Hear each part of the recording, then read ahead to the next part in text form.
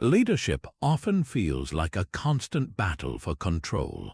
You push, you prod, you demand results, and yet true respect and willing followership remain just out of reach. What if the very force you are applying is the thing holding you back? There is another way, a path of profound influence that requires no threats, no manipulation, and no raised voices. It is the way of Stoic leadership. This is a complete guide to 25 specific Stoic mindsets that systematically dismantle the need for coercion and build unshakable authority from within. By the end, you will possess a mental toolkit to lead with a calm that commands rooms and an integrity that inspires teams without a single forceful word. How did ancient philosophers solve modern leadership problems? And what is the single most important shift you can make tomorrow? The frustration of empty authority is a story we all know, but the solution is found in a timeless philosophy of inner strength.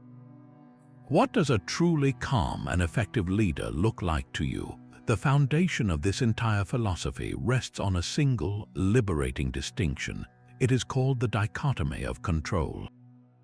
Picture your mind as a fortress. Some things are inside its walls under your direct command. Your own thoughts, your choices, your effort, your character. These are yours to govern. Then there is everything outside the walls, the vast and unpredictable world. The stock market, a competitor's move, whether your team member shows up on time, even the final outcome of a project you poured your heart into. The Stoic leader learns with ruthless clarity to stop trying to command the weather outside the walls. Your energy is not infinite. Every ounce of effort you spend raging against a storm you cannot stop is energy stolen from strengthening your own defenses, from preparing shelter, from guiding your people. This is the first and most critical mindset shift. Leadership without force begins the moment you stop trying to force the uncontrollable. Consider a market downturn. A forceful leader might panic, demanding impossible results from a terrified team, blaming external factors, trying to strong-arm a recovery that simply isn't there to be had. The Stoic leader sees the same downturn and makes a different calculation. I cannot control the market. What can I control? I can control our analysis of the situation. I can control how we communicate with our clients with honesty and reassurance. I can control where we focus our remaining resources, on innovation or on shoring up our core strengths. I can control my own reaction, choosing calm resolve over visible fear. This focus is not passive. It is intensely active, but its action is directed with surgical precision. Or take a team conflict. You cannot control the emotions of others or force them to like each other. Trying to do so is pure force, and it always backfires. What you can control is the environment you create. You can control setting up a mediated conversation with clear ground rules. You can control listening without judgment. You can control rewarding collaborative behavior. By focusing your power where it actually exists, on your own conduct and the frameworks you establish, you drain the drama of its power and model a better way. This mindset builds a resilience that is contagious. When your team sees you responding to chaos, not with frantic attempts to control it, but with a calm focus on the next right action, they begin to mirror that behavior. They stop bringing you problems laced with panic and start bringing you situations paired with potential solutions. You stop being a bottleneck for every crisis and become the calm center around which sensible action organizes itself. This is how you lead without force. You stop wrestling with the wind and instead learn to adjust your sails. This radical acceptance is the gateway to a second, even more powerful mindset. It is called amor fati, the love of fate. This is not passive resignation.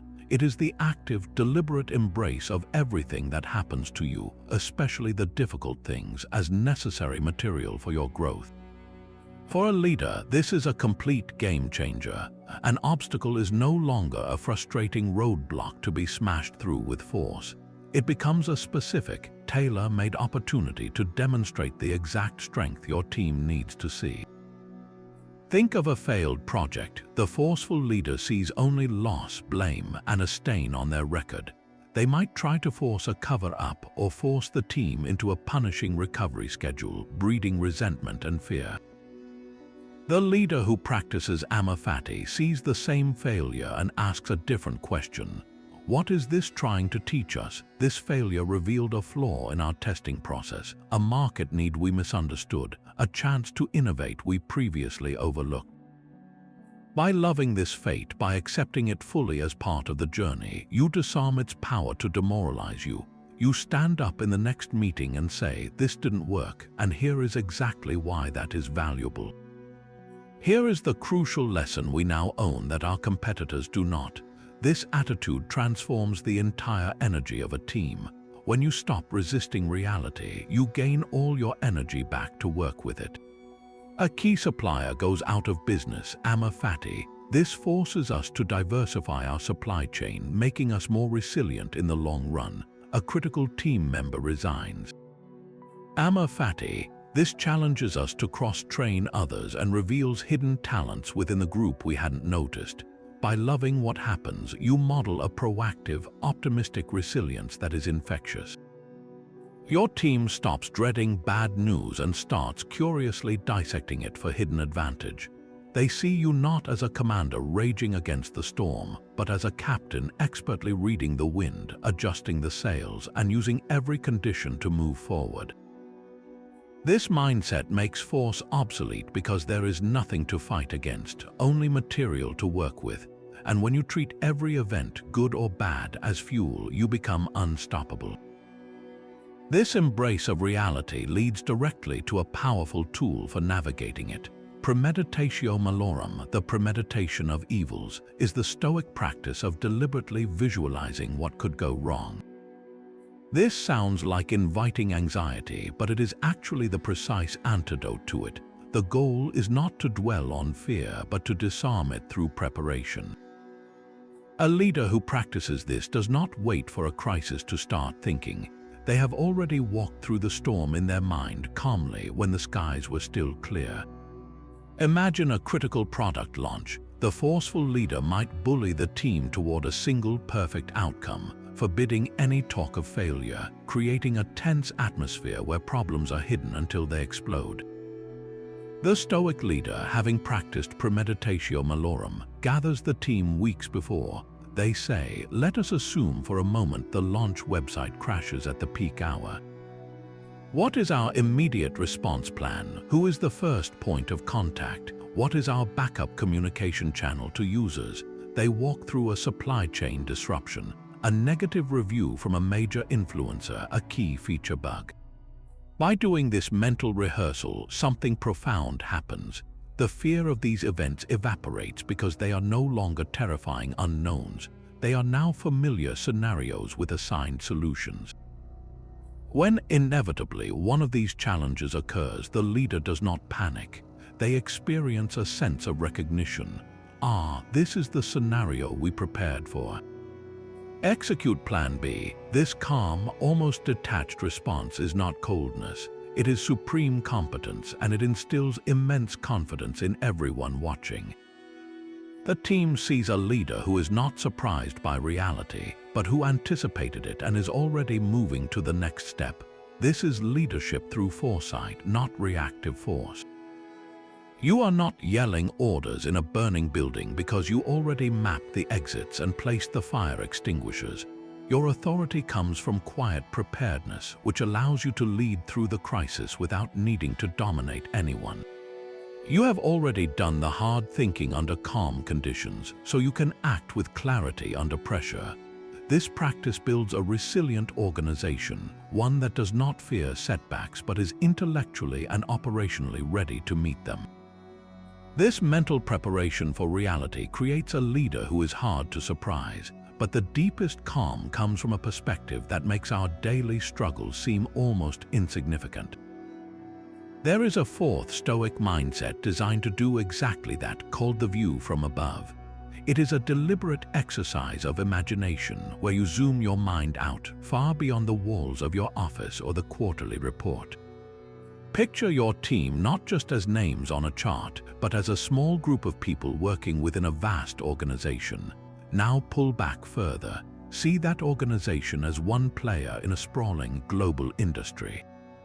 Pull back again. See that industry as a tiny thread in the tapestry of human commerce and progress, stretching back centuries and forward into an unknown future.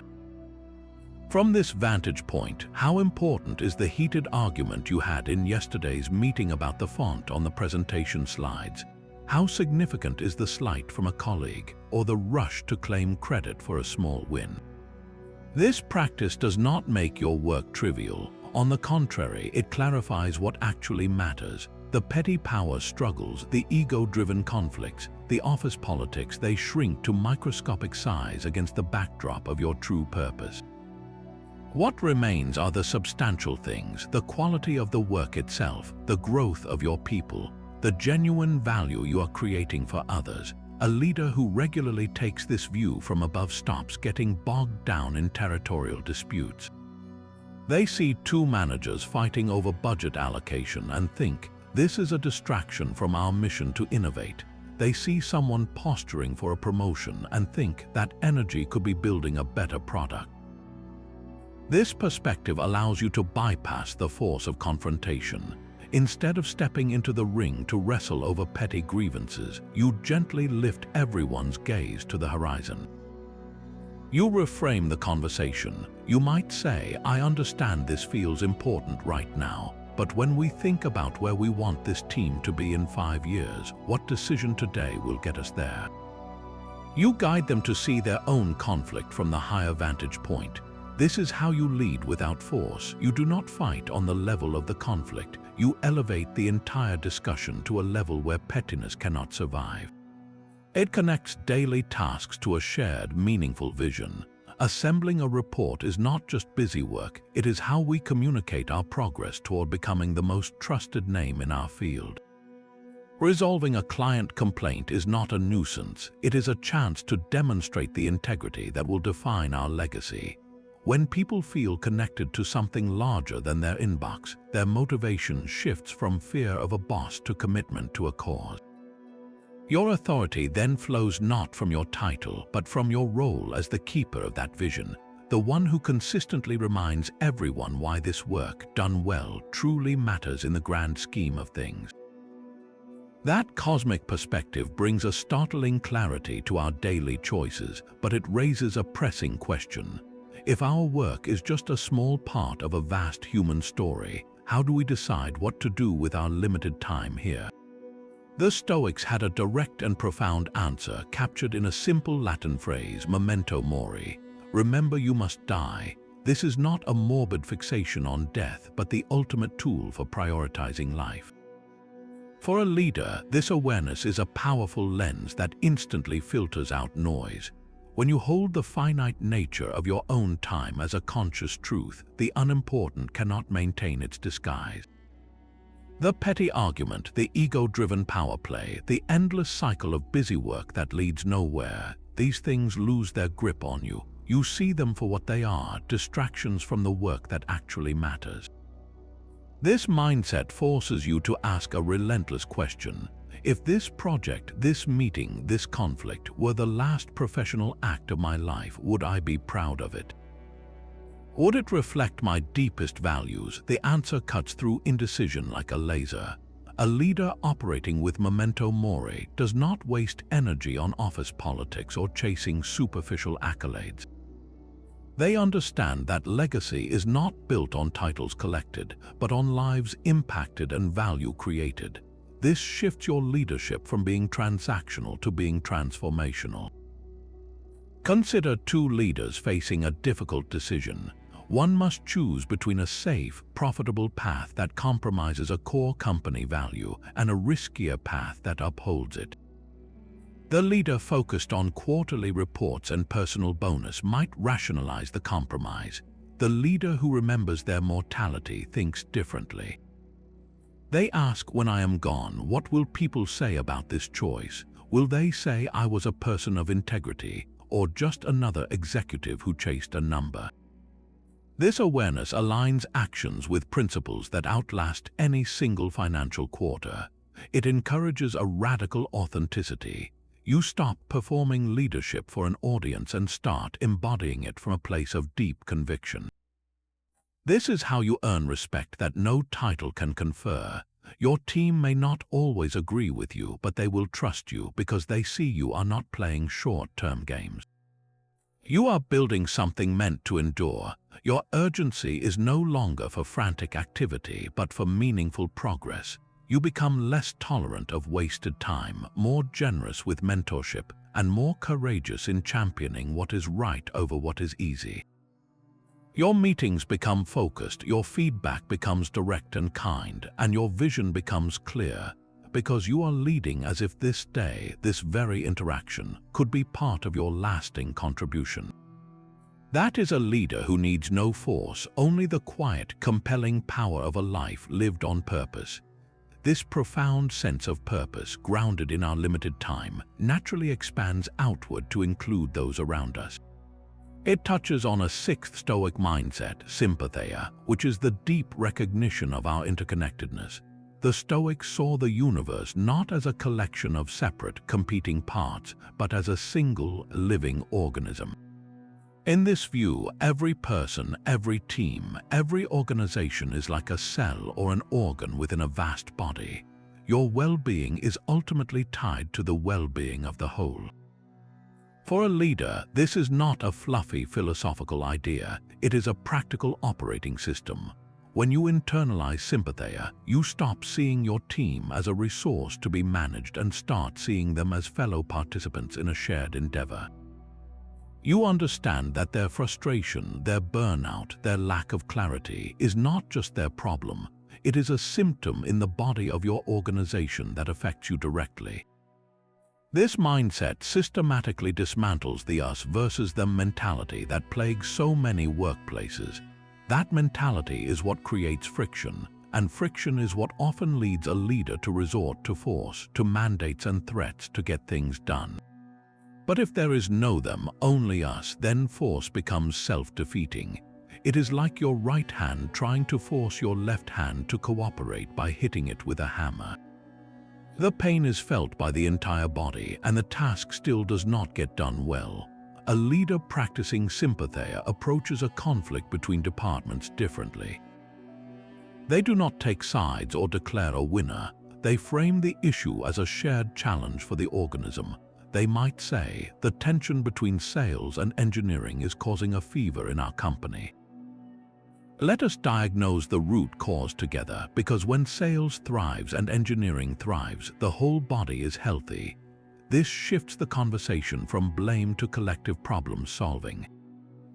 It fosters genuine empathy because you are literally invested in the success and well-being of the other parts. You listen not just to gather information, but to understand a perspective that is vital to the health of the whole. You seek win-win outcomes not as a negotiation tactic, but as a biological necessity. Consider a budget allocation meeting. The forceful leader, stuck in a separatist mindset, might see it as a zero-sum game, a battle where for my department to win, yours must lose.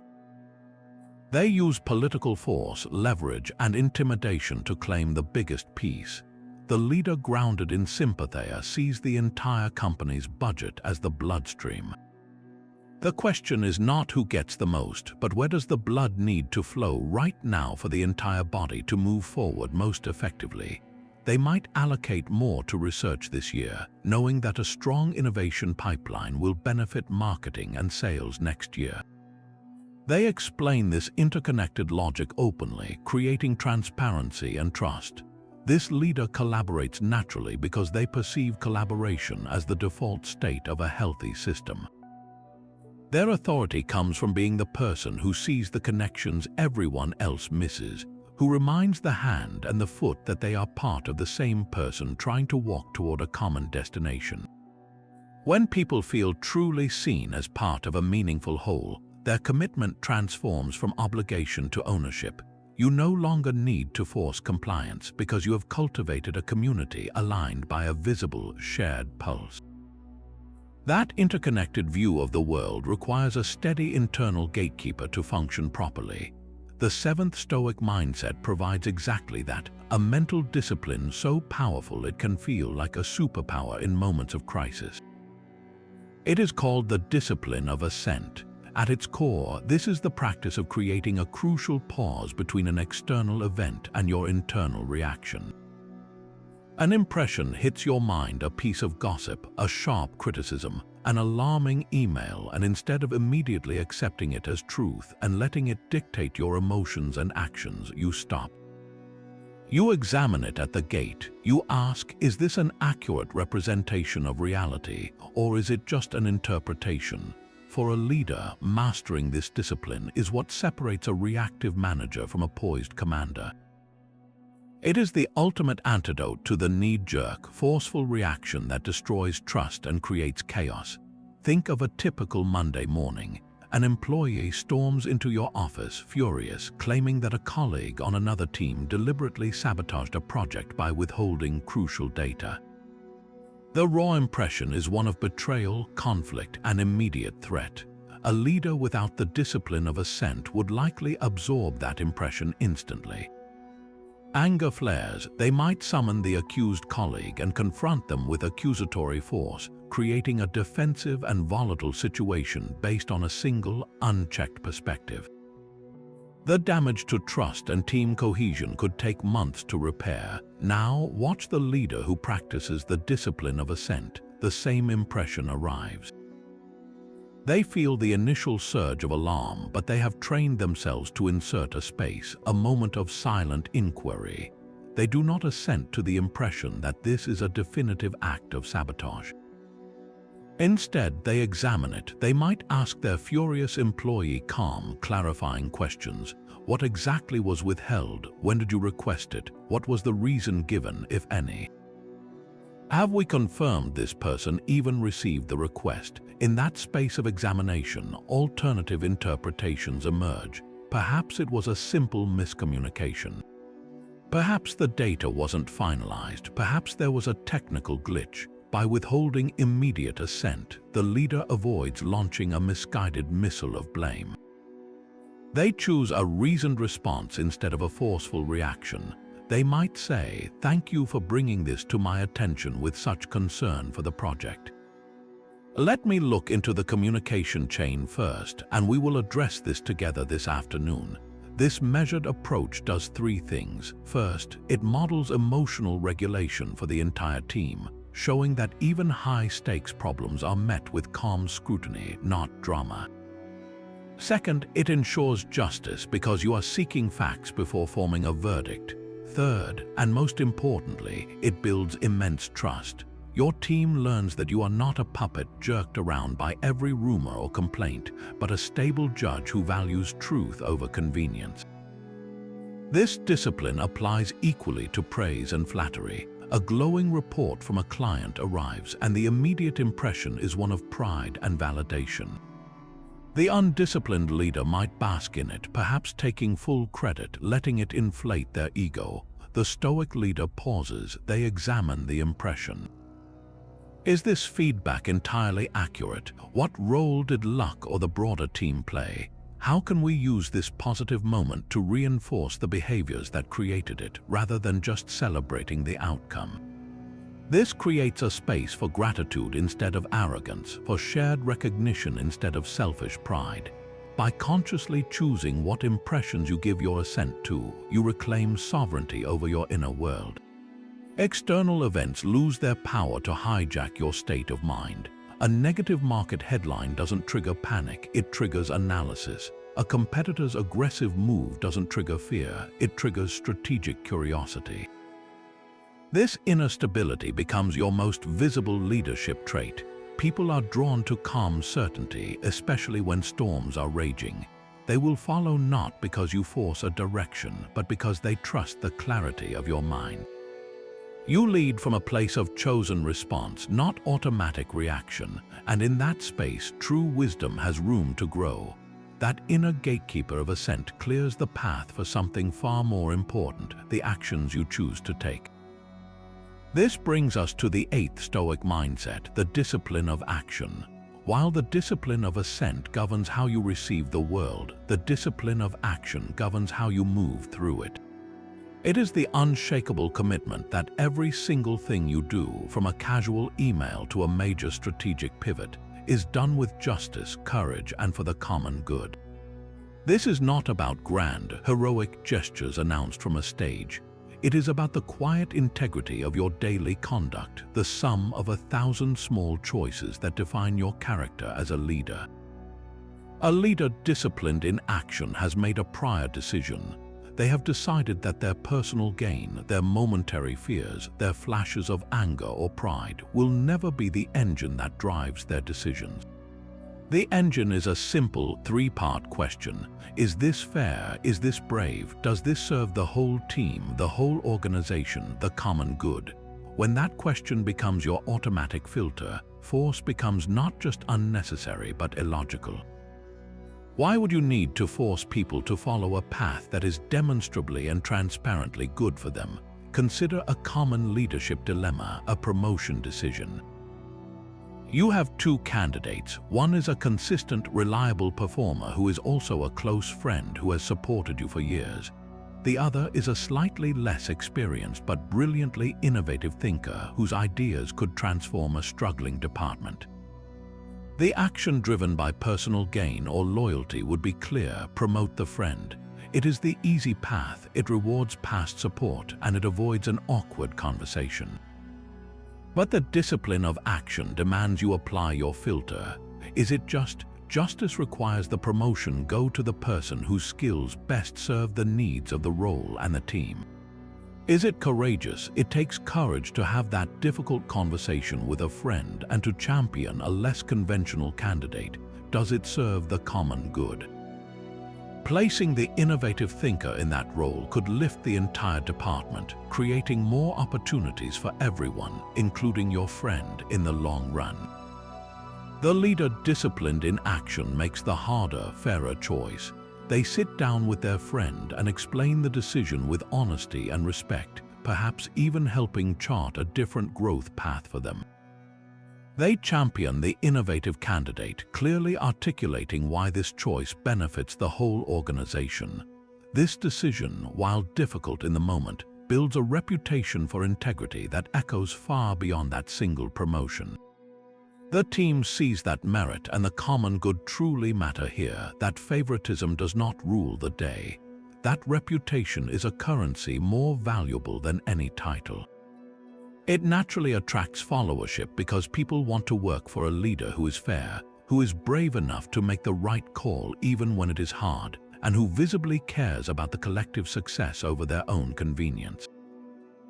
They do not follow because they are compelled. They follow because they trust the destination you are choosing, or take a scenario involving failure. A project under your oversight misses its key metrics. The forceful, fear-driven action would be to find a scapegoat, to deflect blame upward or downward, to hide the data, or to angrily demand impossible recoveries. The discipline of action asks for courage and justice. The courageous action is to stand up in front of your own superiors and your team and own the result. The just action is to analyze the failure without malice, to understand the systemic or human causes without resorting to public shaming. The action for the common good is to lead a transparent review that extracts lessons to prevent the same mistake for everyone. You might say, we missed our target. Here is my analysis of what I, as the leader, could have done better. Here is what we learned. Here is how we will apply it moving forward. This approach does not weaken your authority. It solidifies it on a foundation of radical responsibility. People will walk through walls for a leader who protects them in failure and turns setbacks into collective wisdom. They are not following a boss, they are following a principle embodied in a person. When your actions are consistently filtered through justice, courage, and the common good, you stop leading through transactions and start leading through trust. Your team does not wonder what hidden agenda you have today. They know the agenda is the success and health of the whole. In that certainty, they find the safety to do their best work, and you find that the most powerful form of leadership requires no force at all, only the relentless, quiet discipline of doing the right thing. This inner discipline of action is powered by a deeper, more fundamental shift in what we want. The ninth Stoic mindset is the discipline of desire. This is not about crushing your ambitions or settling for less. It is the profound art of redirecting your deepest wants away from fragile, external prizes and toward the one thing you can truly own, your own character and virtue. A leader whose happiness is chained to a promotion, to public praise, to beating a specific competitor, is a leader in chains. They are perpetually vulnerable. A bad review from a client can ruin their week. A rival's success can fill them with bitterness. This vulnerability is a point of leverage, and people can sense it. They might flatter you to get what they want or threaten your status to make you comply. You become manipulable. The Stoic leader practices the discipline of desire by making a conscious trade. They trade the desire for specific, uncontrollable outcomes for the desire to act with excellence, integrity, and wisdom, regardless of the outcome. Your goal shifts from "I must get this deal" to "I will prepare for this negotiation with thoroughness and honesty." Your desire moves from "I need my team to adore me" to "I will lead this team with fairness and clarity." This internal relocation of your source of satisfaction is utterly liberating. Imagine two leaders giving a major presentation. The first leader's desire is fixed on the outcome, on thunderous applause and immediate approval. Their entire emotional state is hostage to the room's reaction. If the audience seems skeptical or asks tough questions, they become defensive, flustered, perhaps even forceful in trying to bulldoze over the concerns to reclaim their desired outcome. Their neediness is visible and it weakens their authority. The second leader, practicing the discipline of desire, has a different aim. Their desire is to communicate the information with clarity, to answer questions with thoughtfulness, and to represent their team's work with integrity. They walk into the same room, they give the same presentation, the skeptical questions come, but because their sense of success is not tied to universal approval, they remain calm. They lean into the tough questions, seeing them as a chance to clarify, not as an attack on their ego. They might say, "That is an excellent challenge to our assumption. Let us explore that further." Their stability under pressure commands far more respect than any slick performance. This leader cannot be thrown off course by external turbulence because their compass is pointed inward toward their own virtuous effort. They are leading from a place of inner contentment, not from a hunger for validation. This makes them remarkably steady and incredibly difficult to manipulate. You cannot bribe someone who does not crave the bonus. You cannot threaten someone who does not fear the demotion. You cannot flatter someone who is not desperate for your praise. Their power comes from this self-contained alignment. They make decisions based on principle and the long-term health of the organization, not on what will gratify their ego or soothe their anxieties in the moment.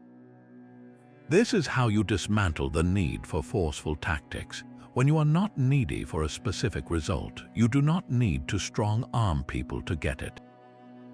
You can guide, you can persuade, you can collaborate, and if the outcome is not what you hoped, your core stability remains intact.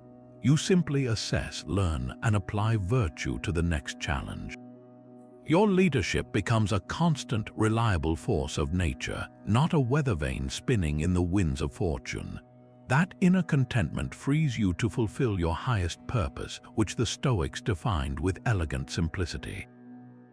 To act according to your nature. For a human being, our nature is not to be solitary or brutish. It is fundamentally rational and social. This 10th mindset is the master key that unlocks collaborative, frictionless leadership. A leader acting according to their rational nature does not default to gut reactions or emotional commands. They engage their reason as the primary tool for every challenge. They see a problem not as a threat to their ego, but as a fascinating puzzle for the collective mind of the team to solve. This immediately shifts the dynamic from commander to facilitator. Imagine a recurring bottleneck in a production process. The forceful leader, operating against their rational nature, might simply mandate a faster pace, demanding more hours or berating the team for slowness.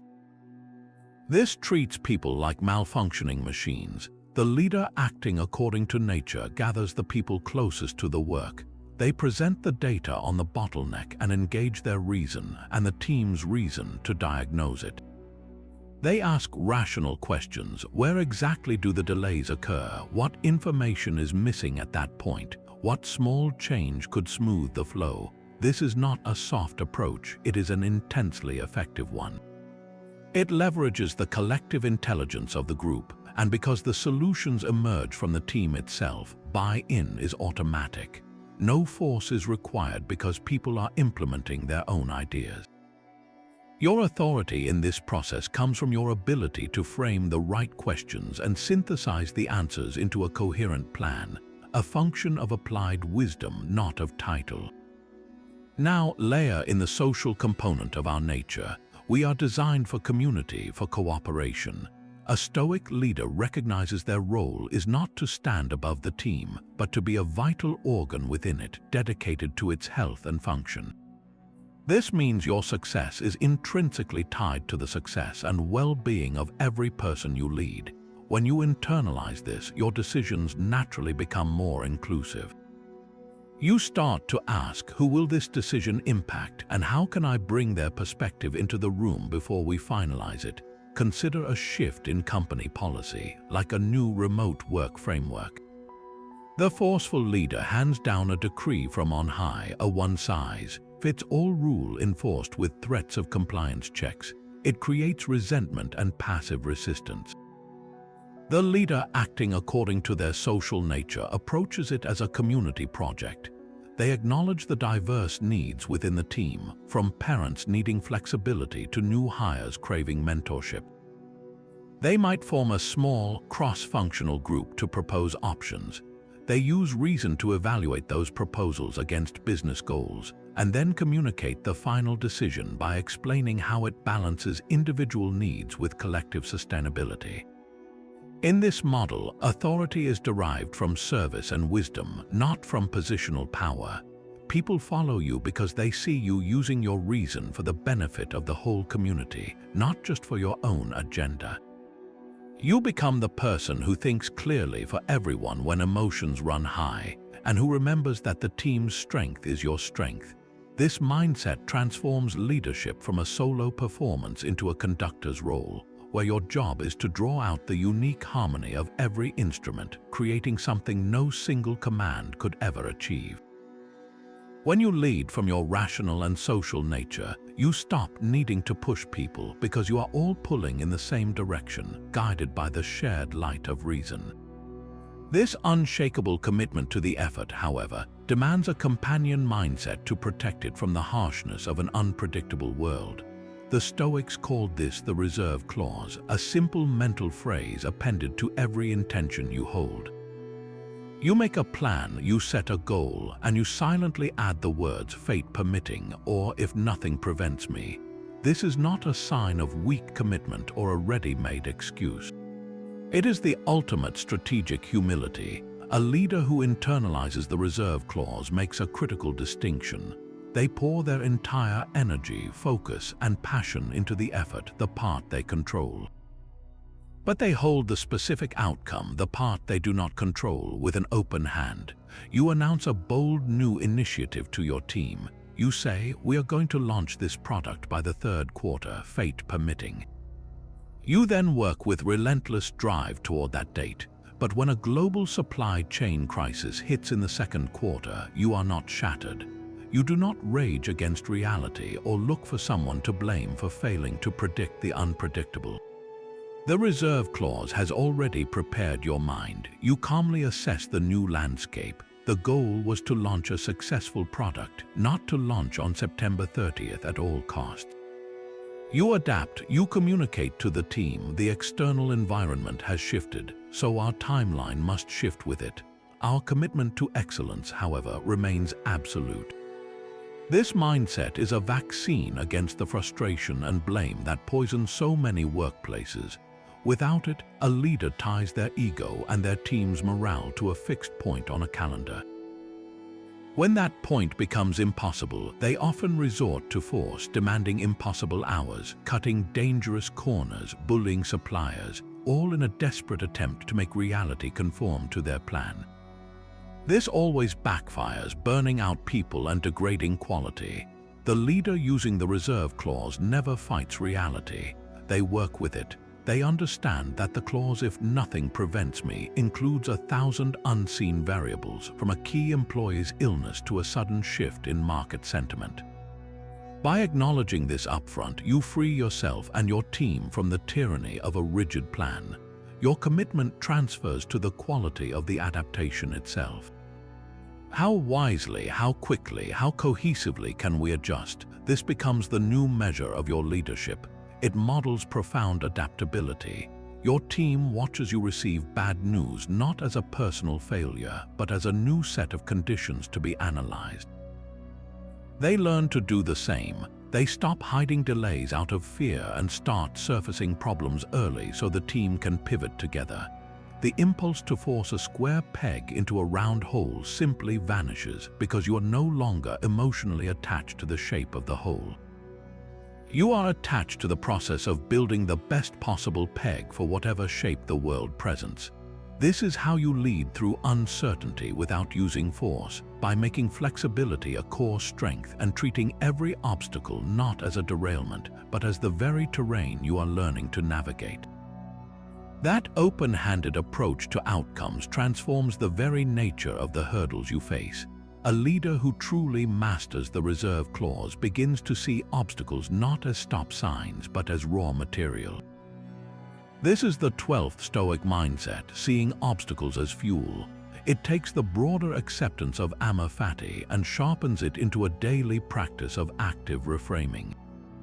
Think of a campfire. A log is an obstacle to the flame, a dense, resistant object. Yet the fire does not rage against the log or try to wish it away.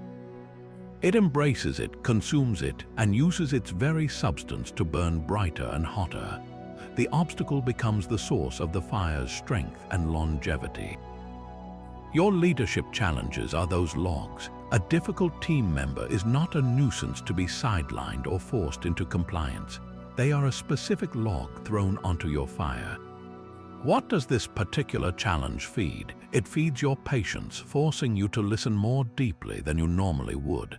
It feeds your communication skills, demanding you find new words and methods to connect. It feeds your empathy as you seek to understand the root of their difficulty. By engaging with this obstacle as fuel, you grow capacities you would never have developed in a frictionless environment. The team member may or may not change, but you certainly will, becoming a more skilled and resilient leader because of them. Now apply this to a systemic obstacle like a sudden budget cut.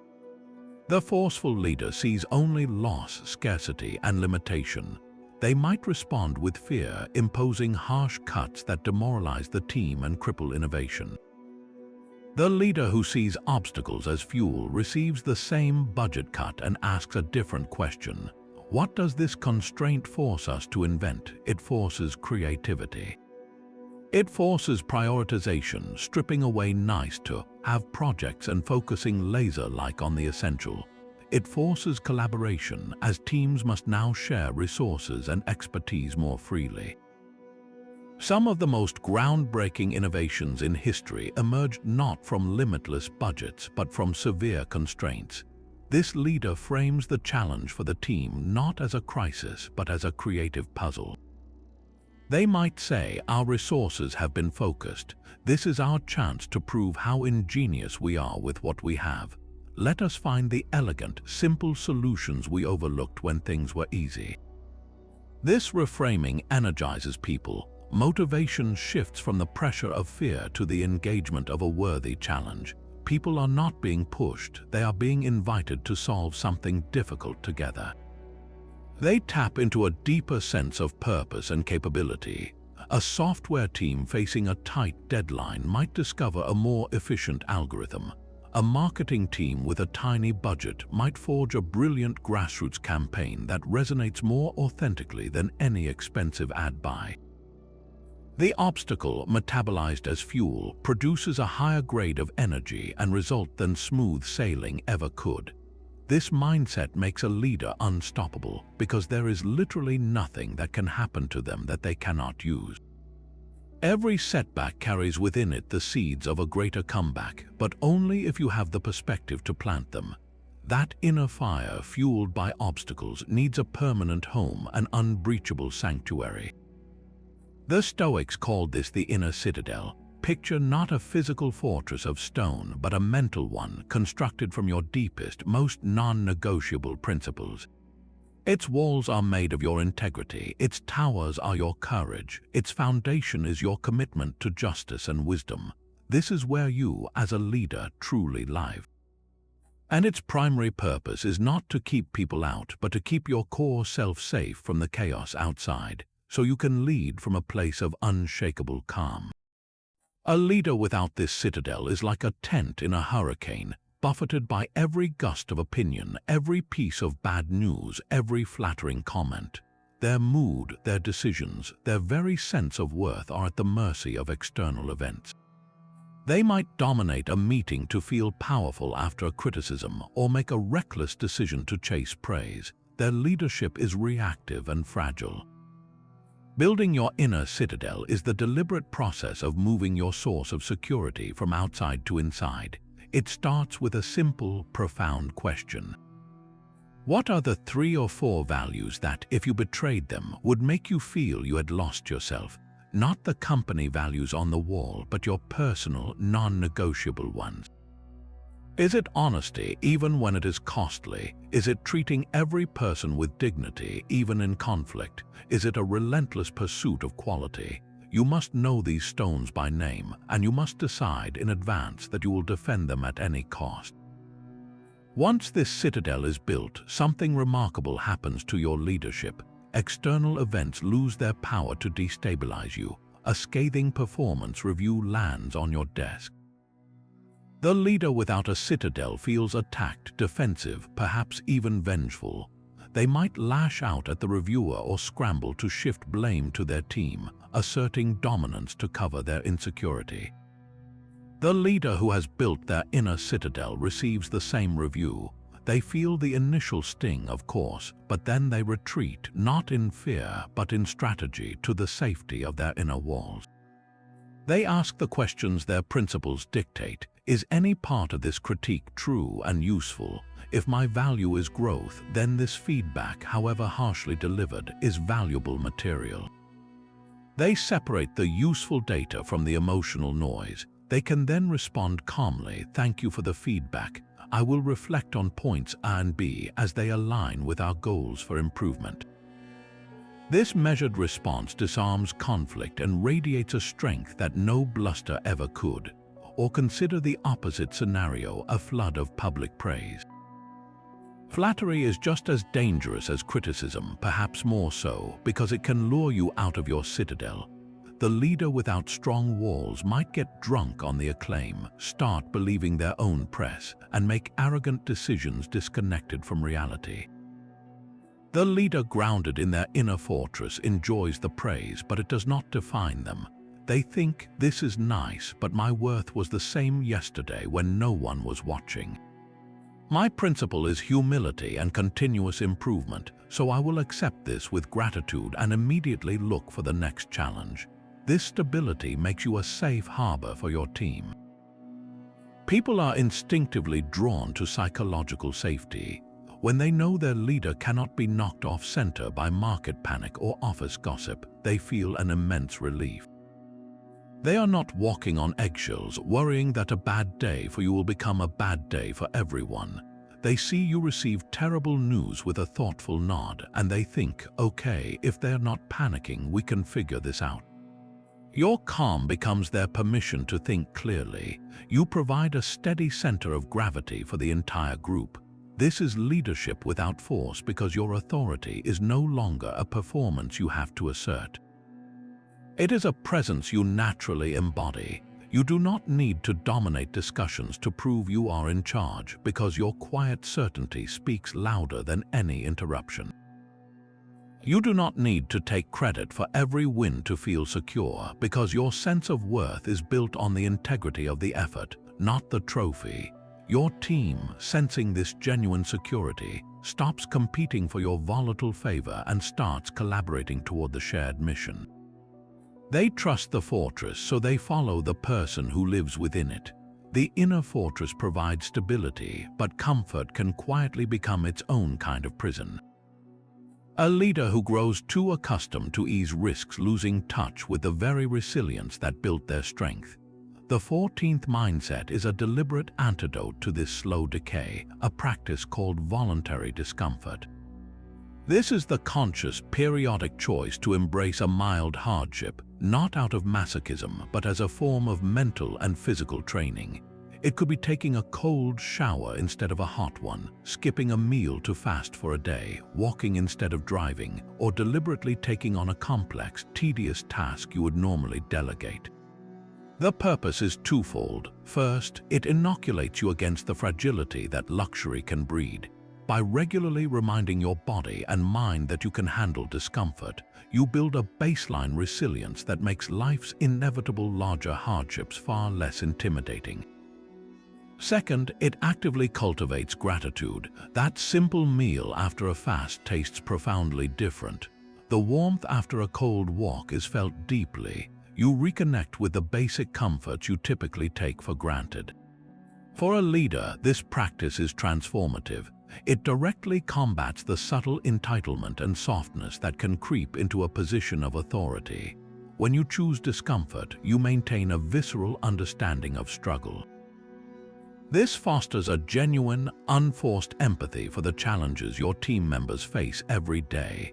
You remember what it feels like to be cold, tired, or frustrated by a difficult task because you occasionally choose to feel those things on purpose. This empathy is not theoretical, it is embodied. It changes how you listen and how you lead. Imagine a software development team facing a brutal deadline, working late nights to squash bugs. A leader insulated in comfort might pop in with a generic word of encouragement from the doorway, then retreat to their comfortable home, disconnected from the grind. A leader who practices voluntary discomfort might choose to stay late that night too, not to micromanage but to be present. They might order pizza for the team and then sit quietly, handling their own pile of administrative work they usually avoid, sharing in the fatigue and the focus. They are not pretending to code, they are simply choosing not to exempt themselves from the shared experience of effort. That simple act of solidarity speaks louder than any motivational speech. It demonstrates without a single word of command that you are in the trenches with them. You are not a distant general issuing orders from a safe hilltop. You are a fellow soldier who knows the weight of the pack. This builds a loyalty and respect that cannot be forced or purchased. Your team sees that your authority is not built on privilege, but on a shared willingness to endure what is necessary.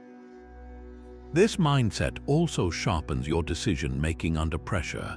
When you have voluntarily faced discomfort, the discomfort of a high-stakes negotiation or a public failure feels more familiar, more manageable. You have already practiced regulating your response to stress in a controlled environment, so when the real storm hits, your calm is not an act, it is a trained reflex. You become a leader who is not softened by success but hardened by choice, capable of guiding your team through any hardship because you have never allowed yourself to forget what hardship truly feels like. That inner strength, forged through voluntary discomfort, sharpens not just your resilience but your perception. You become more aware of what is truly happening around you, and that awareness leads to a profound realization about communication. The 15th Stoic mindset is the art of silence. In a world that celebrates the loudest voice in the room, Stoicism teaches that true power often resides in what you choose not to say. For a leader, mastering this art is not about being quiet out of shyness or uncertainty. It is the deliberate, strategic use of silence to create space, convey confidence, and avoid the reactive speech that destroys trust. Think of a typical brainstorming session. The forceful leader often dominates. They speak first, they speak longest, they shoot down ideas that do not align with their own vision. The room quickly learns that this is not a true brainstorm. It is a search for ideas that please the boss. The conversation becomes a performance for one person, and the collective intelligence of the group is stifled. Now watch the leader who has mastered the art of silence. They open the meeting with a clear question, and then they stop talking. They listen, not just waiting for their turn to speak, but with full attention. Their silence is active, not passive. It sends a powerful message. Your thoughts are valuable enough for me to stop my own. In that quiet space, people feel safe to think out loud, to offer half-formed ideas that others can build upon. The leader's occasional nod or clarifying question guides the discussion without controlling it. By the end, the best ideas have often emerged from the team's collaboration, and because they were not dictated from above, the team owns them completely. This leader's authority grows because they are seen as a curator of wisdom, not just a source of it. Silence also conveys an unshakable confidence. In a negotiation or a high-stakes meeting, the person who can comfortably hold a silence after a tough question or a bold statement often holds the power. The untrained mind rushes to fill the empty air, often with concessions, excuses, or unnecessary details that weaken their position. The Stoic leader, comfortable in their own inner citadel, does not fear the quiet. They let the question hang, they let their own statement land, and they observe. This quiet poise unnerves those who are insecure and commands respect from those who recognize self-control. It communicates that you are so sure of your ground that you do not need to chatter to defend it. Perhaps most importantly, the art of silence protects you and your team from the damage of reactive speech. The discipline of assent creates a pause between impression and reaction, and silence is the physical embodiment of that pause. When you receive a provocative email or a cutting remark in a meeting, the immediate impulse is to fire back, to defend, to correct. That is the language of force. Choosing silence in that moment is not weakness, it is the ultimate strength. It gives you time to retreat to your inner citadel, to examine the impression, and to craft a response based on reason, not emotion. A harsh criticism met with thoughtful silence, and then a measured reply disarms the attacker and elevates the entire conversation. Your team witnesses this and learns that conflicts are not won by the loudest voice, but by the clearest mind. They see that you cannot be baited into an emotional duel, which makes you a stable and safe leader to follow. This controlled use of communication draws people in.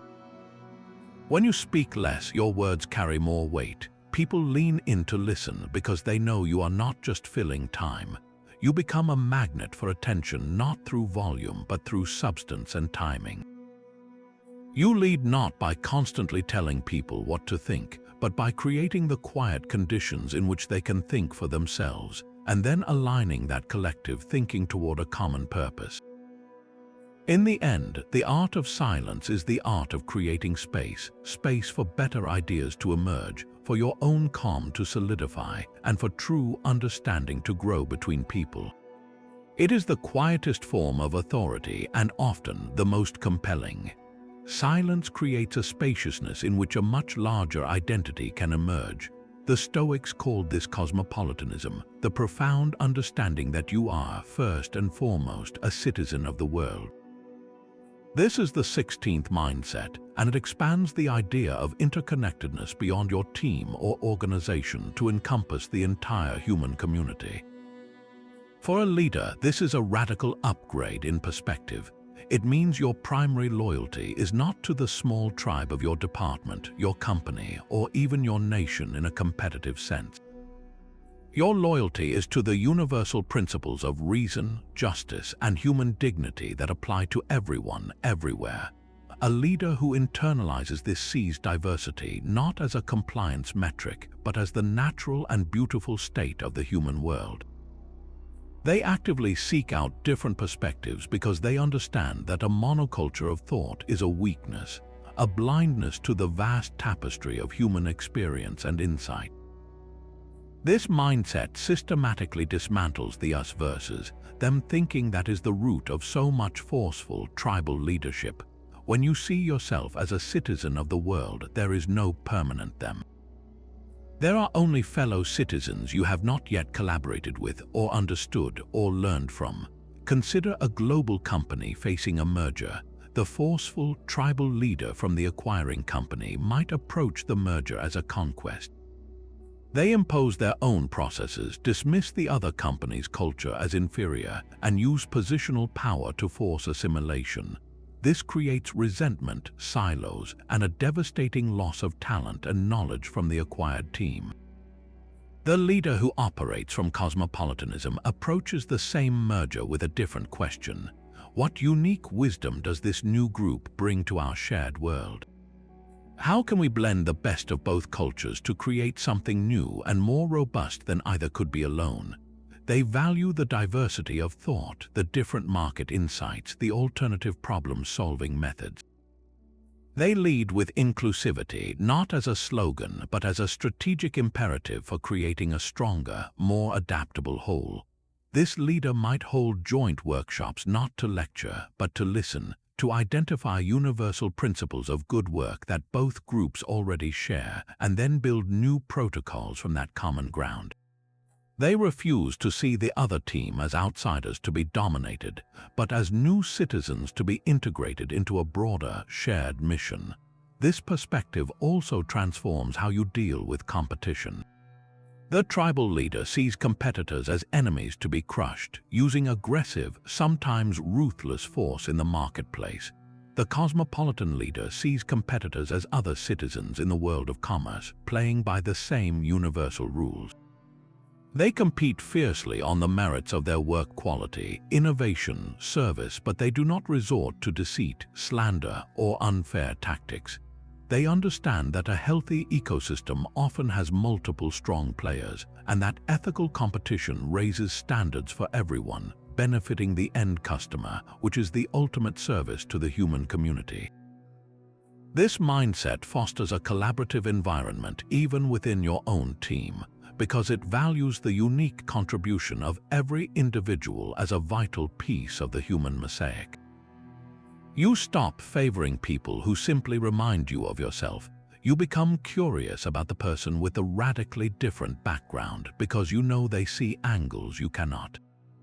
Your meetings become forums for synthesizing diverse viewpoints into wiser decisions. You lead not by forcing a single, narrow vision, but by orchestrating a harmony of many voices toward a common, universally good goal, creating excellent products, providing meaningful work, contributing to the economy without harm. Your authority stems from being the person who can see the whole board, who can remind the marketing specialist in New York and the engineer in Bangalore that they are both essential citizens in the same global project of building something useful and true.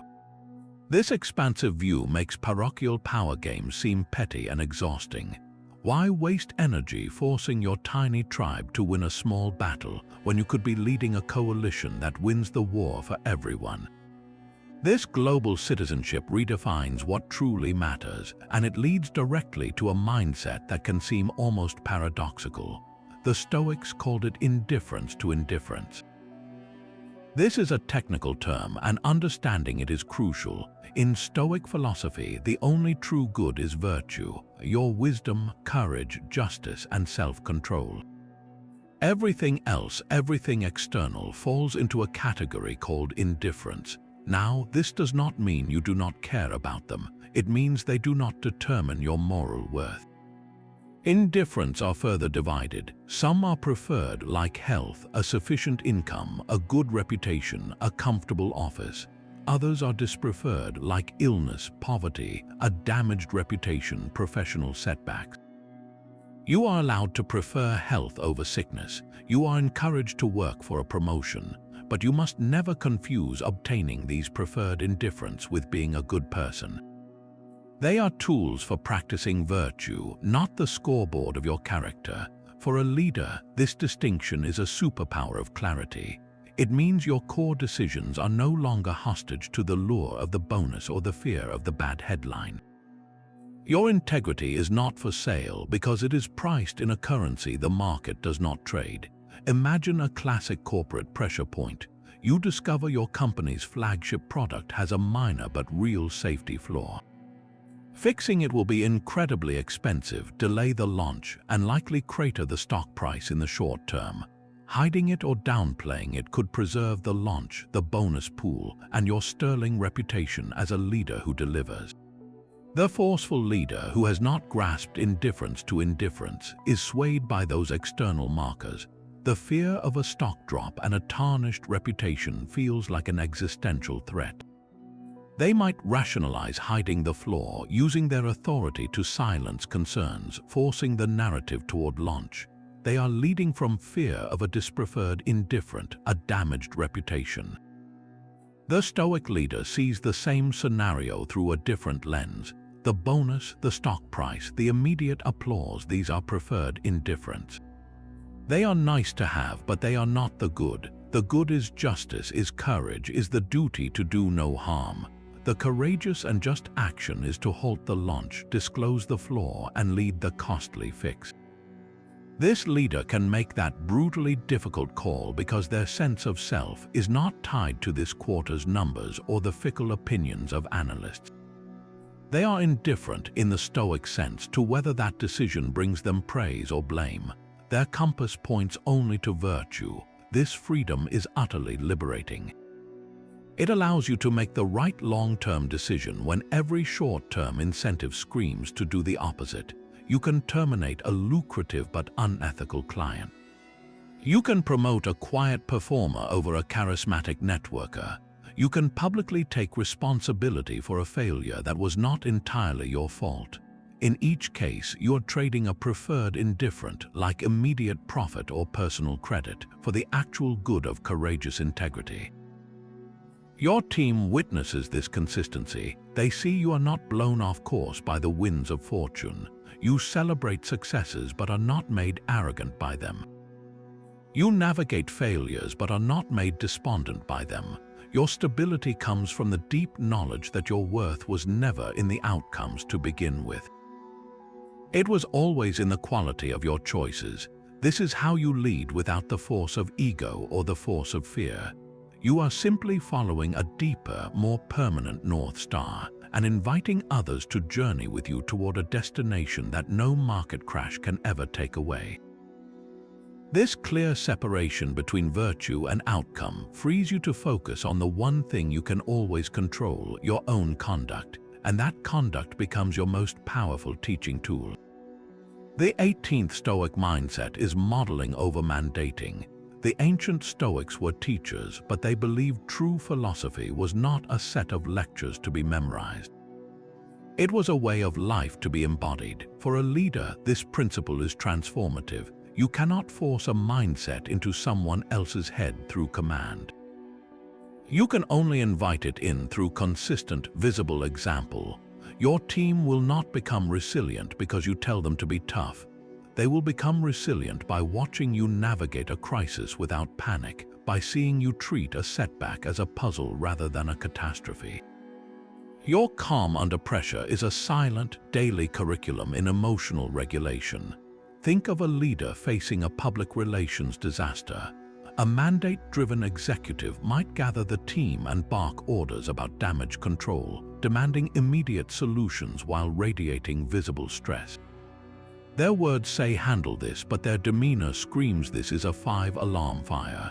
The team absorbs the panic, not the plan. They work from a place of fear, making rushed defensive decisions. Now watch the leader who models. They call the same meeting. Their voice is measured. They acknowledge the seriousness of the situation, but their posture and tone communicate a focused calm. They say, this is a significant challenge, and here is how we will approach it step by step. They listen to concerns without interruption. They might even acknowledge their own responsibility in the situation without defensiveness. In that room, the lesson is not the content of the slides. The lesson is the leader's behavior. The team learns through direct observation that even the worst news can be met with reasoned action. They unconsciously begin to mirror that steadiness. Your integrity in dealings is another profound lesson. You can have 100 policies about ethics, but if your team sees you cut a corner to win a deal or shift blame to avoid accountability, those policies become meaningless paper.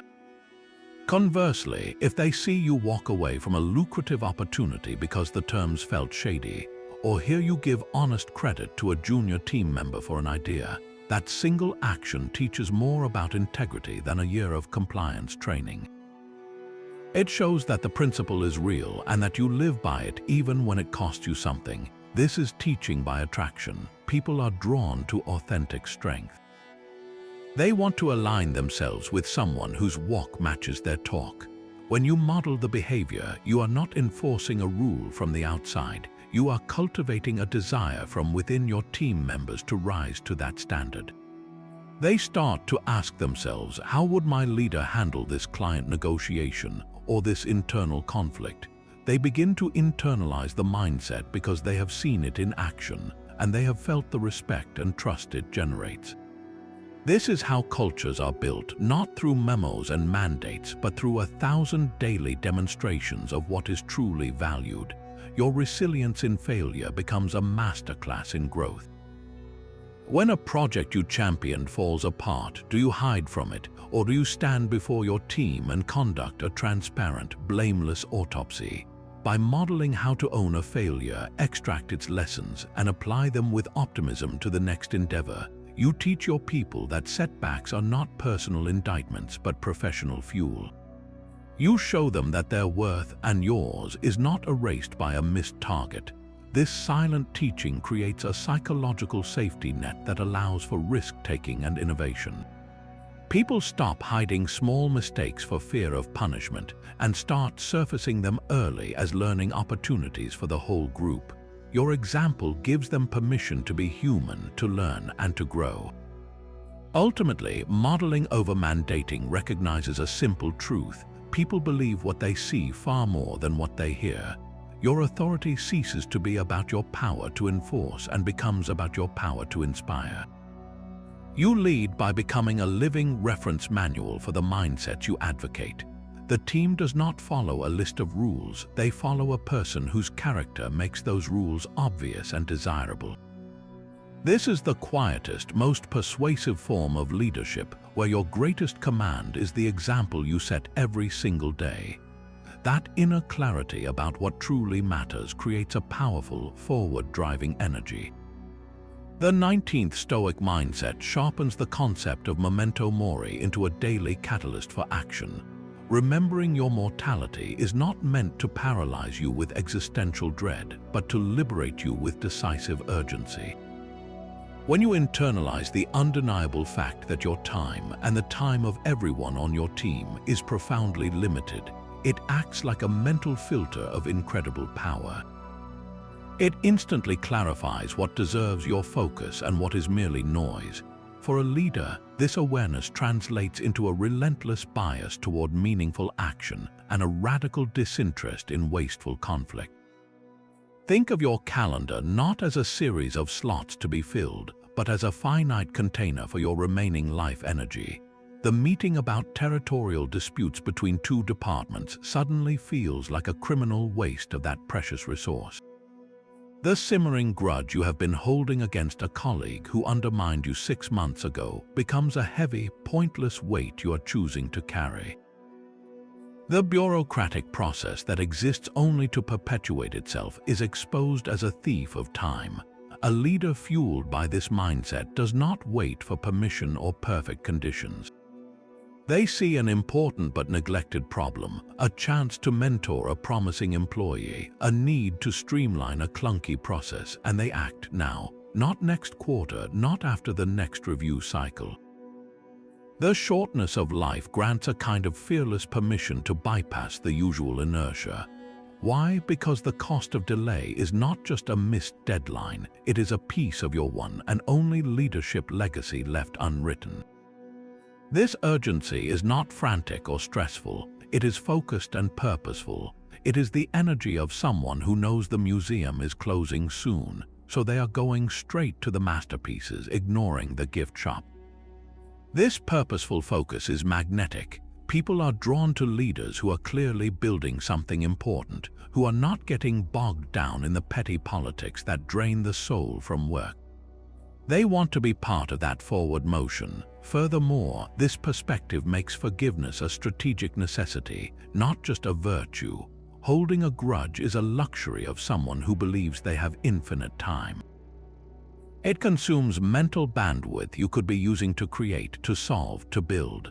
The leader conscious of life's brevity chooses to resolve conflicts quickly or simply let them go. They have the difficult conversation, clear the air, and move on.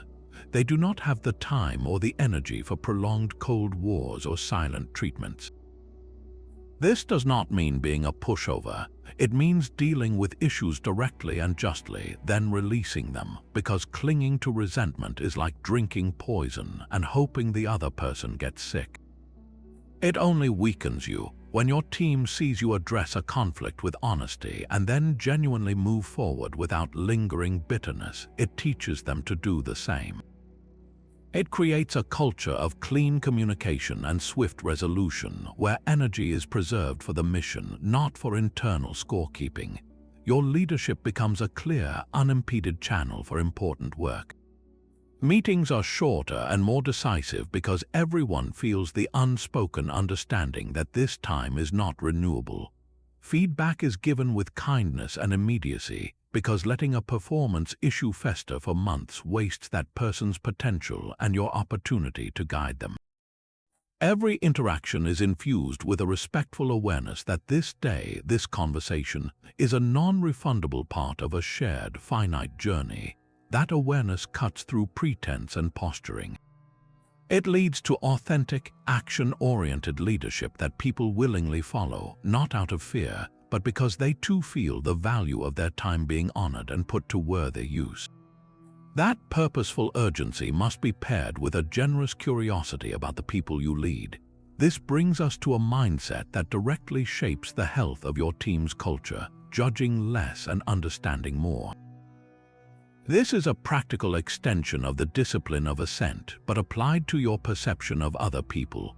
When someone on your team misses a deadline, delivers subpar work, or reacts defensively in a meeting, the raw impression that hits your mind is often one of failure, incompetence, or even personal disrespect. The undisciplined leader immediately assents to that impression. They judge the person as lazy, unskilled, or difficult. That judgment then dictates a forceful reaction, criticism, punishment, or exclusion. The Stoic leader inserts that crucial pause. They withhold assent to the negative judgment. Instead, they adopt a stance of deliberate understanding.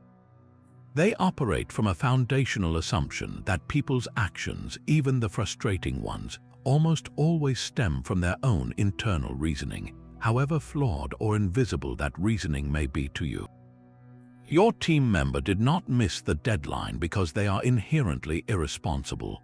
They missed it because they misunderstood the priority, because they were blocked by another department and felt powerless to escalate, because they are struggling with a personal issue that has consumed their bandwidth, or because they are afraid to admit they are in over their head. Your job as a leader is not to be the judge, jury, and executioner of their character. It is to be a detective of their context and a coach for their reasoning. This shift is transformative. Imagine you receive a report that is riddled with errors. The judgmental reaction is to summon the person and demand an explanation, your tone heavy with disappointment. This puts them immediately on the defensive. They will offer excuses, blame others, or shut down. The conversation becomes about assigning fault, not fixing the problem. Now watch the leader who seeks to understand. They call the person in and begin with genuine curiosity. They might say, "I was reviewing the report and noticed several inconsistencies. I want to understand what happened so we can make sure it does not happen again. Can you walk me through your process?" This question is not a trap, it is an invitation. As they listen, they might discover the person was using an outdated template, was never trained on the new data source, or was juggling 3 other urgent requests and simply rushed. The problem is no longer a moral failing of the employee. It is a systemic gap in training, communication, or resource allocation. Your response then changes completely. Instead of punishing the individual, you solve the system. You provide the proper training, clarify priorities, or adjust workloads. The employee feels heard and supported, not condemned. They learn, and their loyalty and competence grow. This approach systematically builds psychological safety. When people know they will not be instantly judged and blamed for mistakes, they stop hiding them. They bring problems forward early when they are small and fixable. They ask for help without shame. This creates a learning organization, one that adapts and improves rapidly because information flows freely without fear. Your authority in this model comes from being the wisest interpreter of human behavior, not the harshest critic. You become the person who can see the unseen obstacle, who can separate the action from the actor, and who invests in upgrading the reasoning of your people rather than simply condemning their output. This patience is a strategic investment. It takes more time upfront to understand than it does to simply judge and dictate. But that upfront time saves immense time later by preventing recurring errors, reducing turnover, and unlocking the full, willing engagement of every person on your team. You lead not by force of judgment, but by the power of comprehension, creating an environment where people are motivated to improve not because they fear your verdict, but because they trust your guidance. Gratitude, when practiced with stoic intention, becomes far more than a polite thank you. It is a daily recalibration of your entire perspective, a deliberate exercise to strengthen the lens through which you see your world. The Stoics formalized this into a simple ritual, often at the day's start or end, where you would reflect not just on obvious blessings, but specifically on the people and even the challenges that provided you an opportunity to practice virtue. For a leader, this practice is a master key to 2 critical traits: humility and an abundance mindset. When you begin your morning by consciously noting what you are grateful for within your team and your work, you cannot simultaneously harbor a mindset of arrogant lack. You are forced to acknowledge your dependence on others, the infrastructure that supports you, and the simple good fortune of having a problem worth solving. This daily ritual systematically dismantles the entitlement that can poison authority. You stop thinking, "I deserve this flawless performance," and start thinking, "I am grateful for the effort that brought us this far." That shift, though internal, radiates outward in everything you do. A leader operating from gratitude sees a team member's contribution not as a mere transaction, but as a genuine gift to the collective mission. Their acknowledgement then changes. It moves from a perfunctory "good job" in an email to a specific, sincere moment of recognition. They might say, "Sarah, the way you navigated that client's concern yesterday, I'm genuinely grateful for the patience and clarity you brought to that call." It saved the relationship. This kind of recognition carries no force, only authentic appreciation. It does not feel like a manager checking a box, but like a fellow human seeing and valuing another's effort. The impact on morale is profound because it speaks to a person's dignity, not just their output. Furthermore, gratitude practiced towards challenges transforms your leadership in crisis. During a difficult quarter, the grateful leader might reflect in the evening, "I am grateful for this budget constraint because it is forcing us to be more creative than we've ever been. I am grateful for the tough feedback from the board as it shows they are engaged and care about our success." This is not naive optimism. It is a strategic reframing that locates the hidden advantage within the obstacle. When you communicate this perspective to your team, you are not sugarcoating the difficulty. You are pointing to the inherent fuel within it. You might tell them, "This is a tough spot, no doubt. But I'm actually grateful we're facing it now because solving this will make us a stronger team than any easy win ever could." This attitude is contagious. It spreads a sense of resourcefulness and resilience. Your team stops complaining about what they don't have and starts creatively leveraging what they do. They begin to notice and appreciate each other's small efforts, creating a virtuous cycle of mutual support. A culture steeped in this kind of gratitude is immune to the petty resentments and credit hoarding that force so many leaders to become referees. When people feel truly seen and appreciated, their loyalty is no longer something you need to demand. It is something they willingly give. Your leadership becomes an act of stewardship over a community of shared effort, where your most powerful tool is not the authority to punish, but the genuine capacity to see the good and name it aloud. This daily practice of gratitude ensures you never lead from a place of hungry scarcity, but always from a quiet, confident abundance, knowing that even on the hardest day, there is something within your walls to build upon. Gratitude builds the culture, but the engine driving it all is something far more fundamental. The 22nd Stoic mindset is the power of a trained will. Most of us think of willpower as a kind of mental muscle, a finite reserve we use to resist temptation, to push through a difficult task, or to force ourselves to do something we do not want to do. You use it to skip dessert, to stay late at the office, to bite your tongue in an argument, and like a muscle, it gets fatigued. By the end of a long day of making decisions and resisting distractions, that reservoir is often empty, leaving you vulnerable to impulsive reactions, poor choices, and emotional outbursts. This is the willpower model, and for a leader relying on it, every day is a battle against depletion. Stoicism offers a radical upgrade. It is not about exerting more willpower, but about training the will itself to align by default with virtue. Think of it this way: a person with untrained willpower sees a plate of cookies and has to constantly fight the urge to eat them. Their inner dialogue is a war. The trained will, through consistent practice, has already decided that health is a priority. The cookies are simply not an option, not a temptation to be resisted, but an irrelevant object. No internal battle is necessary. The will is not straining, it is simply pointing in its chosen direction. For a leader, this training happens through the daily, deliberate practice of the very disciplines we have discussed. Every time you pause to examine an impression instead of reacting, you are training your will to obey reason over emotion. Every time you choose a just action over a convenient one, you are strengthening the neural pathway that connects your will to integrity. Every moment of voluntary discomfort is a rep in the gym, forging a will that is comfortable with hardship and cannot be bribed by comfort.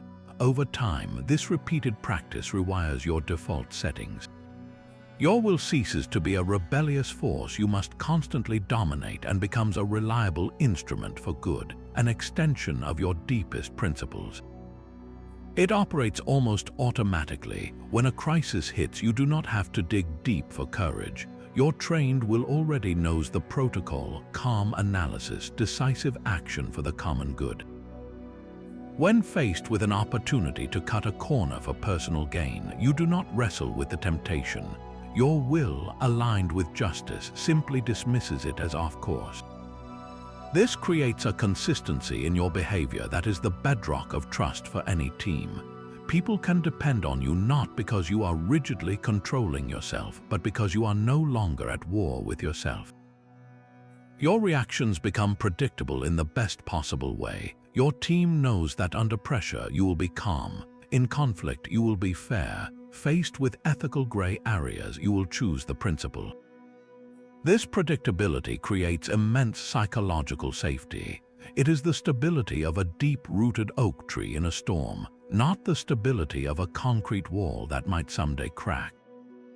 The oak bends with the wind but does not break because its strength is inherent and flexible. Your team does not follow a set of brittle rules you enforce. They orbit the steady gravitational pull of your character. They know what you stand for, and more importantly, they see that you cannot be knocked off that stance by a bad mood, a piece of bad news, or a flash of anger. This reliability is the ultimate alternative to rigid, forceful control. You do not need to micromanage because you have built a system, starting with your own mind, that naturally produces sound judgment. You do not need to mandate ethics because your every action is a lesson in them. Your trained will become your most silent and powerful leadership tool, operating in the background of every decision, ensuring that your energy is spent not on internal conflict but on external vision and guidance. The result is a leader who moves through the world with an effortless integrity, not because it is easy, but because they have made the right choices so often that they have become the only choices left. That trained will, aligned with virtue, creates a leader who is remarkably hard to provoke. But what if the very people who seem most determined to provoke you are, in fact, your most valuable instructors? This is the 23rd Stoic mindset, seeing the teacher in everyone. It is the radical belief that every single person you encounter, especially the difficult ones, has been placed in your path to teach you a specific, necessary lesson. Your most vocal critic is not an enemy to be defeated, but a professor offering a free, if uncomfortable, seminar on your own blind spots. For a leader, this perspective completely rewires the circuitry of conflict. When a team member pushes back aggressively on your idea, the untrained mind immediately goes to war. It sees a challenge to authority, a personal slight, a threat to be neutralized with force or dismissal. The leader who sees the teacher, however, feels a spark of curiosity, not a surge of anger. They think, what is this person seeing that I am missing? Their resistance is data, not defiance. This shift from defensiveness to inquiry is a superpower. Imagine you have just rolled out a new operational policy.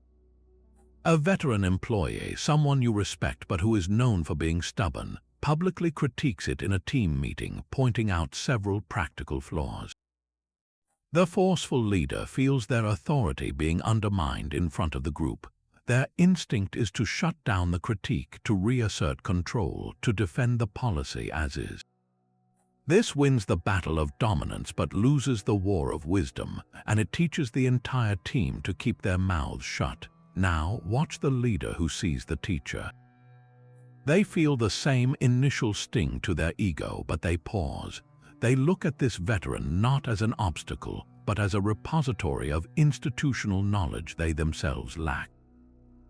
Instead of defending, they lean in. They might say, "You have been here through several of these changes. Tell me more about why you think these flaws will cause problems.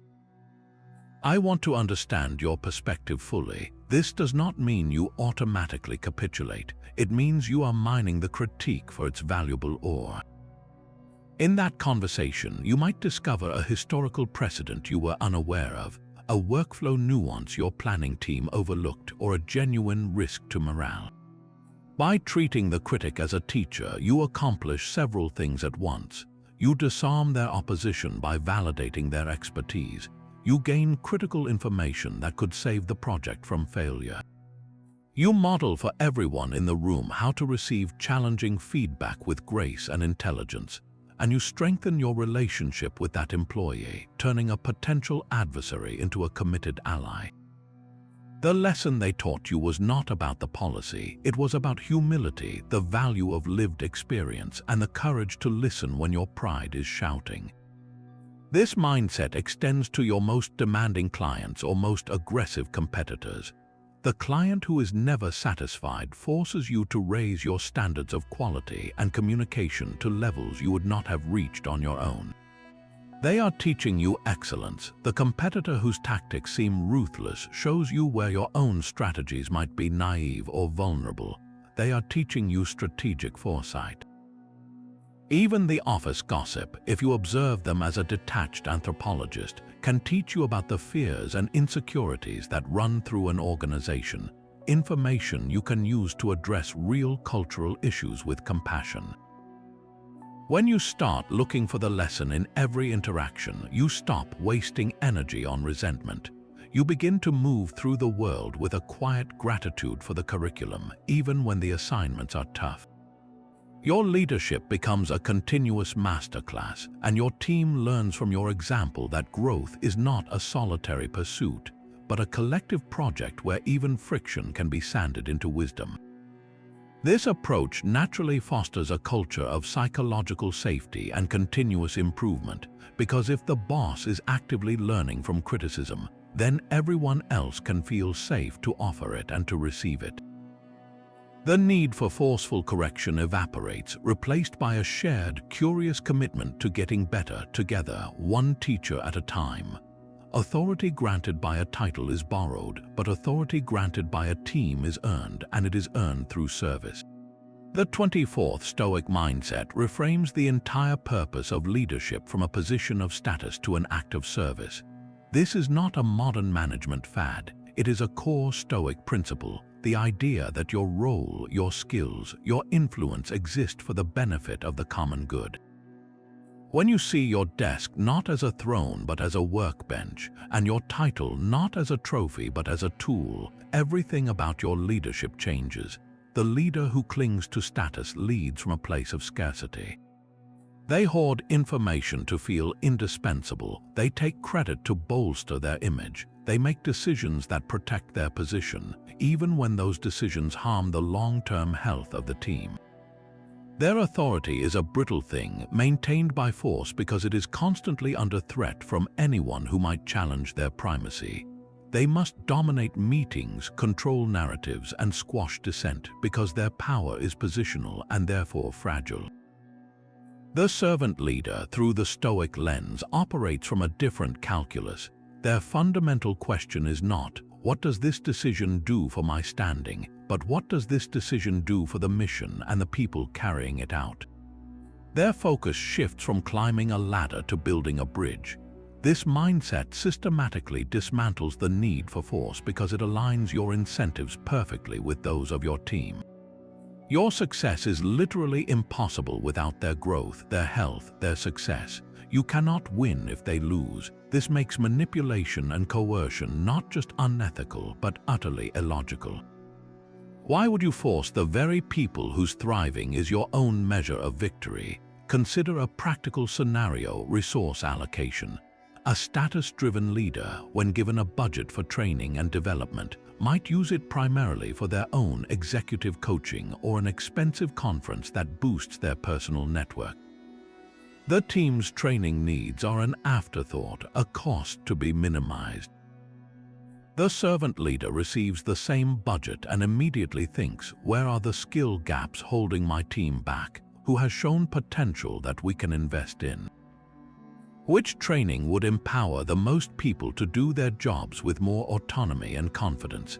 They might forego the flashy conference to fund certifications for 3 junior analysts. This decision does not make them look less important. It makes the entire team more capable. The team sees that their growth is the leader's priority, and in return, they grant that leader a deeper, more resilient form of authority. They follow not because they have to, but because they know the leader is genuinely working for their benefit, or think about credit. After a major project success, the status leader rushes to present the results to senior management, using "I and my team," framing themselves as the mastermind. The servant leader gathers the team first. They say, "This was your win. Let us talk about how we will present this together. I will highlight your specific contributions." When they walk into that management meeting, they are a conduit for the team's excellence, not a sole proprietor of it. This act of service, of shining the light away from oneself, builds a loyalty that no bonus can buy.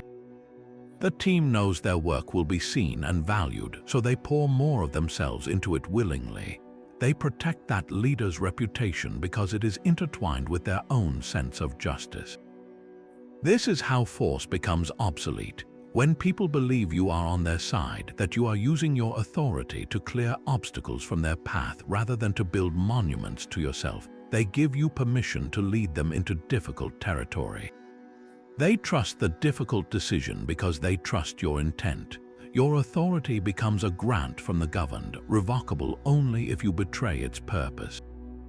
The Stoic servant leader understands that their true legacy is not the height of their title on an org chart, but the depth of their impact on the people they serve. They find their status not in a corner office, but in the respect of a team that knows, without a doubt, that their leader's compass always points toward the common good. The final destination of this entire journey is not a set of techniques, but a state of being the Stoics called a smooth flow of life. After diligently building the inner citadel, training the will, and practicing all these mindsets, something begins to happen almost on its own. Your actions born from virtue start to feel effortless. Your reactions, filtered through wisdom, become graceful. The chaos that once demanded a forceful response now feels like a current you are built to navigate. This is the ultimate Stoic goal for a leader, a life lived in such seamless accordance with your rational and social nature that you achieve euhoia, a smooth and unobstructed flow. Think of a master sailor on a turbulent sea. The novice fights every wave, muscles straining against the wind, using brute force that quickly leads to exhaustion and often capsizes the boat. The master, however, feels the wind and water not as enemies but as partners. They adjust the sail with a subtle touch. They steer into the wave at just the right angle. They move with the elements, not against them. Their journey appears serene, even graceful, because their skill has become second nature. This is the leader who has integrated the 24 mindsets.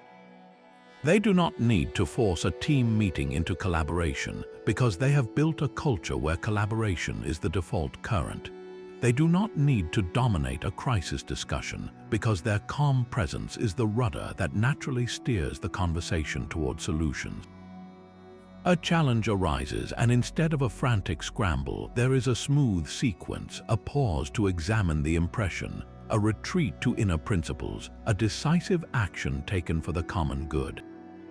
It looks from the outside like remarkable intuition, but it is really the result of relentless inner training now operating automatically. This smooth flow has a magnetic effect on everyone around it. People are drawn to purposeful calm. In the presence of a leader who flows through difficulty with focus and peace, the old model of command and control suddenly seems clumsy, loud, and exhausting. Why would anyone choose to be yelled at and micromanaged when they could be part of this coherent, moving stream? Your team stops looking for instructions at every turn and starts aligning themselves with the direction of the flow, contributing their own energy to it. They trust the process because they see it works, not because they are threatened. This is where leadership transcends management entirely. You are no longer pushing rocks uphill. You have cleared the path, aligned yourself with the natural contours of the terrain, and now you are moving, and others are moving with you, toward a horizon defined not by force, but by a shared and virtuous purpose. The smooth flow is your legacy in motion, a daily demonstration that the most powerful way to lead is to first master the art of living well yourself. This smooth flow is not a destination you arrive at, but a path you walk every single day. We have journeyed through 25 distinct Stoic mindsets, from the foundational dichotomy of control to the effortless grace of a life in flow. Each one is a tool, a lens, a deliberate practice designed to dismantle the old, exhausting model of leadership by force. The central truth that binds them all is this: the most formidable power you will ever wield is not over other people, but over your own mind. Your inner mastery is the only source of authority that cannot be taken away, that does not require threats to sustain it, and that naturally attracts willing followership. When you stop trying to command the storm and instead learn to adjust your sails with wisdom, you become the calm center that every team seeks. This is the promise of Stoic leadership, to replace the brittle control of commands with the unshakable influence of character. It transforms your role from a commander to a cultivator, from a director to a guide. The office politics, the frantic urgency, the blame, the resentment, they are not inevitable parts of the job. They are symptoms of a leadership style disconnected from this inner work. You now have the complete blueprint for something different. You do not need to implement all 25 mindsets at once. That would be overwhelming. The Stoic way is always about focused, deliberate practice. Tomorrow morning, choose just one. Perhaps it is the discipline of assent, creating that vital pause before you react to a frustrating email. Maybe it is seeing the teacher in a difficult colleague, approaching them with curiosity instead of judgment. It could be as simple as starting your day with a moment of gratitude for your team's effort, or ending it with a voluntary discomfort like taking a cold shower to remind yourself of your resilience. Anchor your day in that single practice. Let it be your touchstone. Watch how that one shift subtly changes your interactions, your decisions, your sense of peace. Then in a week or a month, layer in another. This is how you build your inner citadel, one stone of practice at a time. Before you go, I would love to hear from you. In the comments below, tell me which one of these 25 Stoic mindsets resonated with you the most, or share a story of a time you witnessed true leadership without force. What did that leader do, and how did it make you feel? Your insights create a community of practice for all of us. If this journey into practical philosophy has been valuable for you, please subscribe. Every week, we explore more timeless ideas like these, not as abstract history, but as living tools to transform your life, your leadership, and your impact. Thank you for watching.